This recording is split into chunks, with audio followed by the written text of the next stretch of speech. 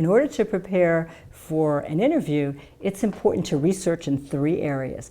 First area that you want to research is you. You want to research yourself, basically a summary of your qualifications, your relevant qualifications. You want to ask yourself how you can meet the employer's needs, what you bring to the table, and how you can add value. Then you also want to make sure that you research the position. You want to have a clear understanding of what an XYZ does. Okay, again, meeting the needs of the position. You also want to research the employer. So they might say, why do you want to work for us? What do you know about us? So who's the CEO, history, products, services, competitors, etc. And then finally, I would say that you want to research the industry as well. So you, the position, the organization, and the industry. You want to make sure that you've prepared a series of short, relevant stories, okay, about yourself. It's something called the show and tell method. So you don't just want to say, like, these are my skills. You want to be able to demonstrate, to have short, relevant stories that have a beginning, a middle, and an end.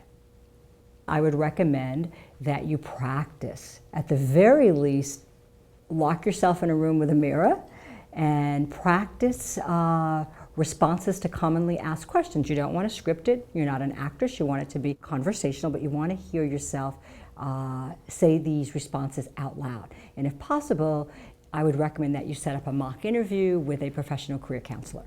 You want to make sure that you arrive on time. I generally say arrive 30 minutes in the vicinity, but about 10 to 15 minutes to announce yourself in the reception area. Then once you meet your interviewer, first impressions matter, and studies say it takes about 7 seconds. A prospective employer is immediately sizing you up. He or she is deciding, do they like you? Are you intelligent? Are you kind? Okay. You want to have good eye contact. You want to have a nice, strong handshake. And you basically want to be positive, confident, and upbeat. So watch your energy level. You want to be authentic and genuine, but most people need to turn up the volume slightly. There are basically 3 types of interviews. Some common interviews are now behavioral interviews. They begin with questions like, tell me about a time when. Tell me about a time when you were in a team and things went really well or things didn't go so well. You might have a technical interview. This might be perhaps you're going for a software engineering position. You might walk into the interview and they say, don't sit down, and they direct you to a whiteboard, give you a marker, and they want you to solve some algorithms. Perhaps you will have a case interview if you're interviewing with consulting firms, so you want to be well prepared for those in terms of practicing case questions.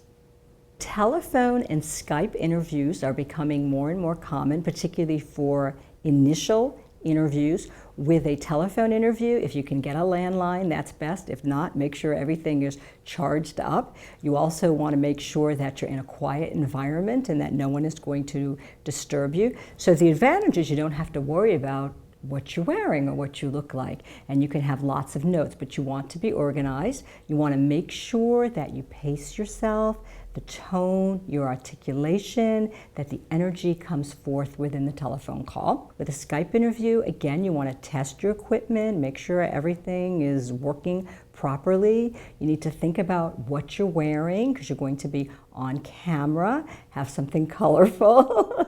Watch the whites, the blacks, the patterns, etc. Watch the lighting in terms of like fluorescent lighting with a Skype interview.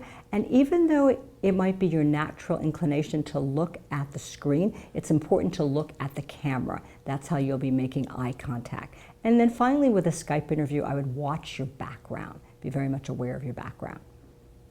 So at the end of the interview, I would recommend that you establish next steps. Some employers will tell you what the next steps are, but if they don't, it's perfectly fine to ask, what are the next steps? I would also recommend that you have a closing statement at the end of the interview to let the interviewer know that you're very interested in the position and why you would be a great fit and match. Then in terms of once the interview is over, of course you want to send some type of thank you. It's probably going to be an email, but depending upon your audience, could be a short thank you note. In your thank you, you want to make sure, of course, that you thank the interviewer for their time, but also it's an opportunity to reiterate your interest and your qualifications. And I recommend that you send the thank you within 24 to 48 hours.